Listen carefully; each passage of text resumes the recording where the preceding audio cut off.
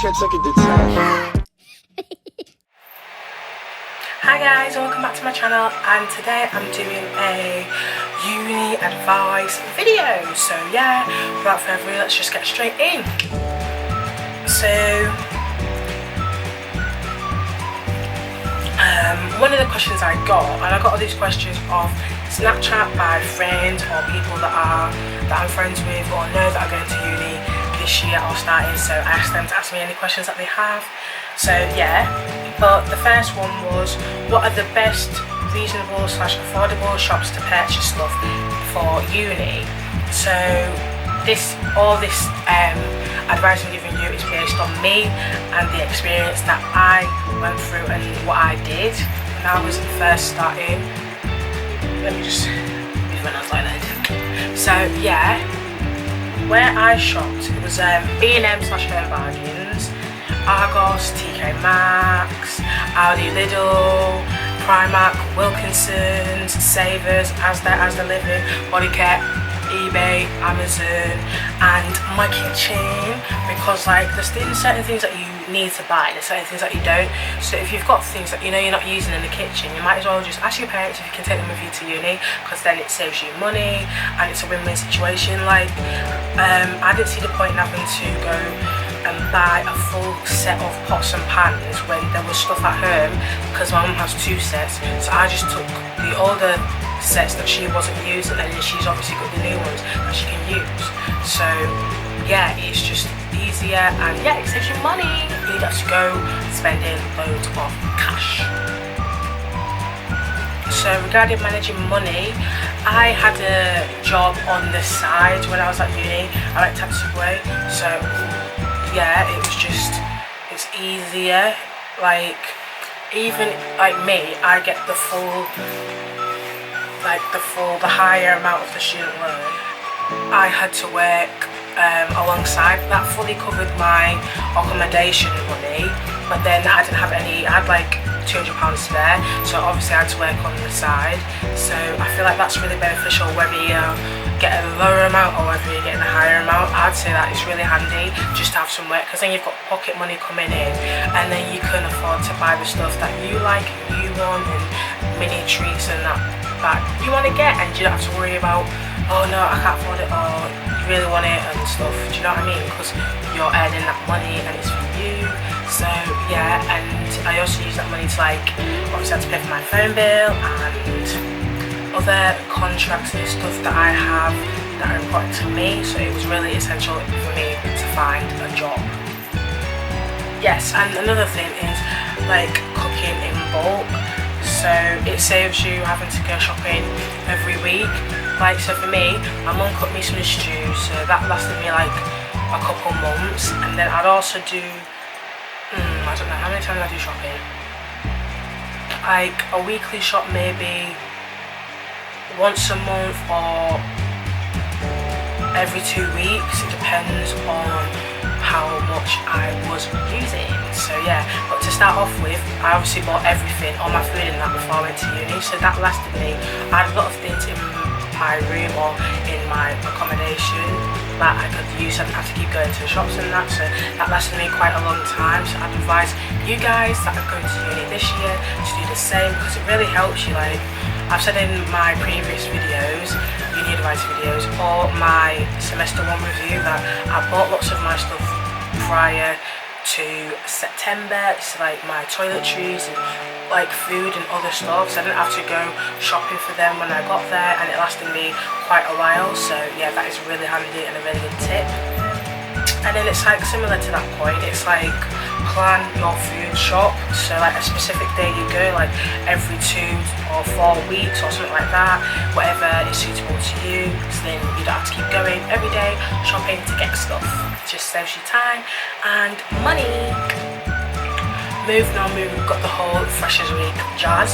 So if you're not from the UK or you don't know what Freshers Week is it's a new student orientation period before you start the academic year, and then you either go drinking and you meet new people and you celebrate, you start uni and all that jazz, and it's pretty cool and fun.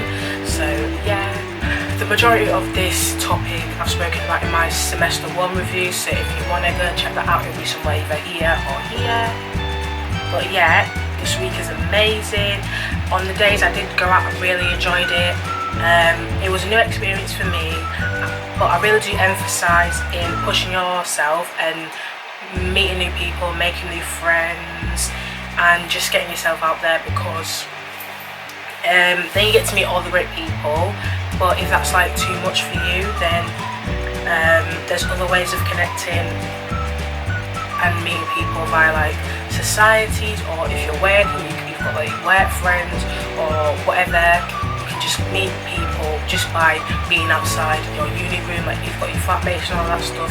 So yeah, even if you don't like Freshers Week or partying as such, there's other ways of meeting people. Oh yeah, also like when I met my friends, it was during induction week, so if you skip that, you're missing out on the opportunity there, because people that missed out on induction week because they were at Freshers or they were too drunk to come or whatever, they kind of missed out, because yeah, it's like if you don't go, you miss out when you actually start uni. People are talking about induction week and you didn't go, you like kind of left out. So I'll just say make sure you go to induction week, even if it's not the full week. Just go to the important ones, because you've got lectures in that week. You've got like when you sign up / logging into your like intranet where you get all your like student logins and stuff, and there's other important like lectures and stuff that you should go to those. But there's other things like, did you like treasure hunts or tours? If you're already familiar with the uni because you went to an applicant day or whatever, then you might not want to go to that because you've already seen it or been there, so then you can afford to skip those. But there's other things that you might want to go to because they're important. So if you do miss out on those, you're potentially missing out on meeting your friends. Yeah, because you're basically just jeopardising yourself for that opportunity, so do go.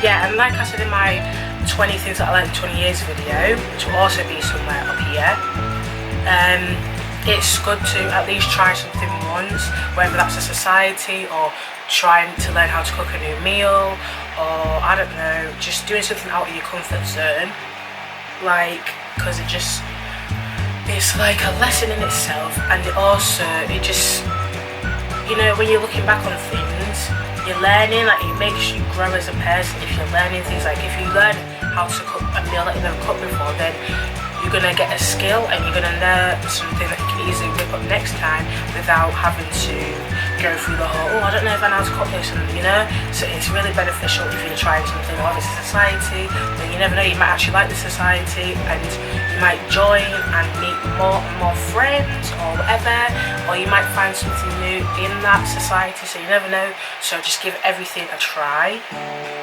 And how to avoid the freshers, and that's it, right? How to avoid the freshers route. I got this tip from who did I get it from? Darren. I'll link her YouTube channel below. She also does uni videos and all, if you want to go check her out. But yeah, I took this going into my first year, or foundation year. But it was how to avoid freshers flu. It's basically, if you take vitamins prior, like a week before going to uni, and then you take it during the freshers week, and just every day basically, you don't get freshers flu. Like I didn't get freshers flu, and yeah, it's just really handy. Like look, I've got them all here.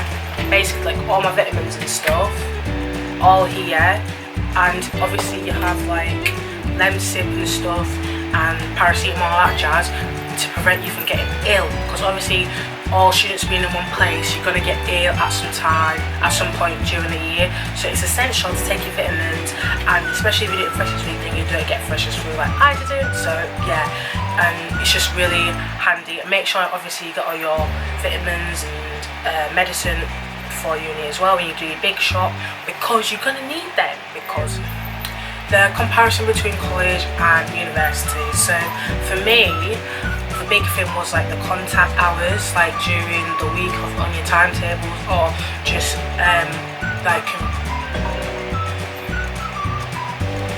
hello. Anyways, what was I saying? Contact hours. Yeah, so like at college you've got people constantly supporting you, and they like teach you like they like properly teach you, you know what I mean? Like, it's been like at school or like sixth form or whatever, they properly teach you and they're there for you to support you on whatever you need, on wherever you get stuck, do you know what I mean? And they're constantly like available and they're around and everything.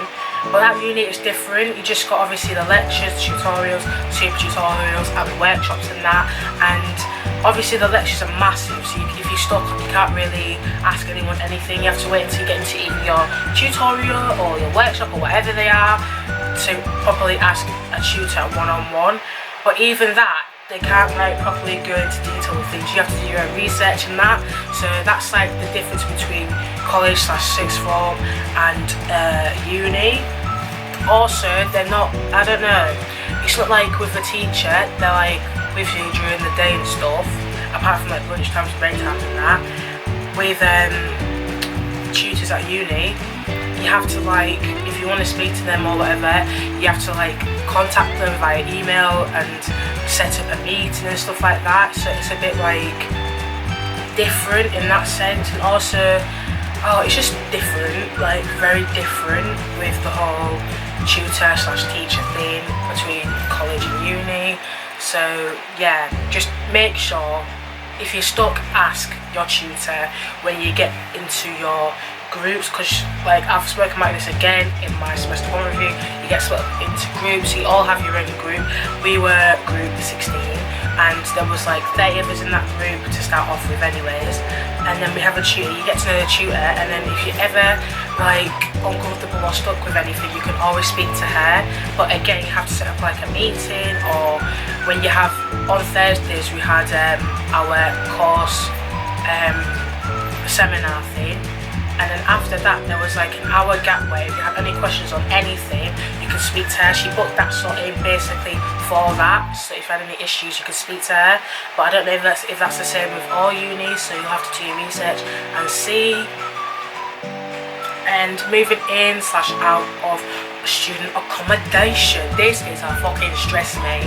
I'm gonna do a whole YouTube video on the moving out process because blaming hell, it was hard work. It's very hard work, and I'm not gonna say anymore because I'll get stressed. But moving in, basically what we did, or what I did, was videoed everything before I moved all my shit in, just in case as evidence when they come to check.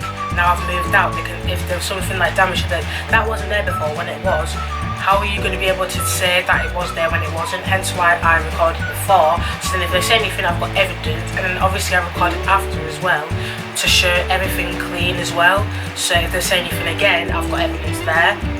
That which reminds me, I need to email them the evidence actually.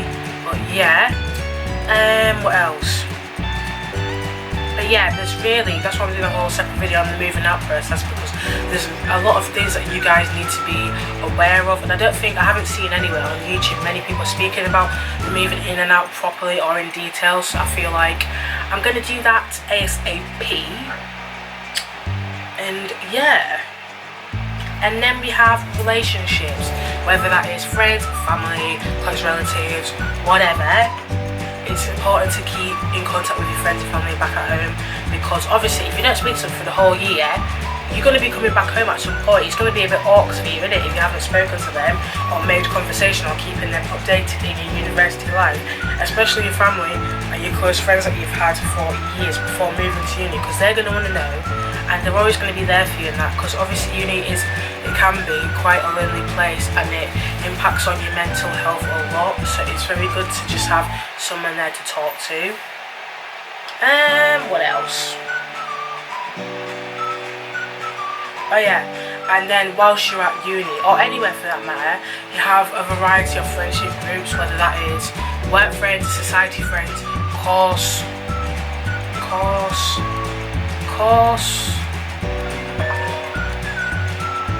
Hello? Yes, so what was I saying? I don't know what you call them. Course mates? Those people, whatever they are, yeah, them as well. So you're gonna meet a variety of people. So yeah, you're gonna have loads of people to be friends with. So that's all good. And then my last point for you today is planning. So having a plan, having a schedule and the plan you want to do day to day.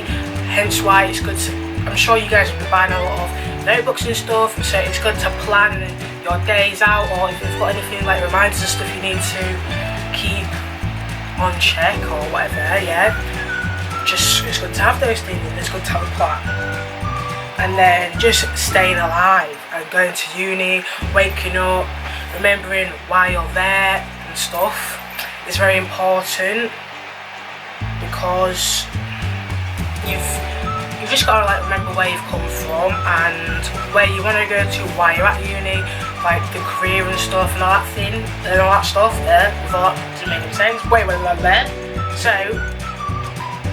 what was I saying? What you're there to do, what you've come there for, where you've come from and stuff. You just gotta like really have motivation there, and yeah, just not waste time, because obviously you're paying for this, so you don't want to be wasting your money and time if you're not going to do the work, you're not going to do what you came there to do. So all that stuff is very important. But yeah, that's all I have for you today, and yes, hope you guys are having a lovely week. And sorry about the delay in the video. I was current, as you can see from the background, I was moving from, as I told you in the previous video, I was moving out of my hall, so yeah, those sorts of stuff I needed to do, and there was drama with the storage place, so yeah, that will all be explained in an upcoming video soon. So yeah, thank you guys, and I'll see you in the next one. Bye.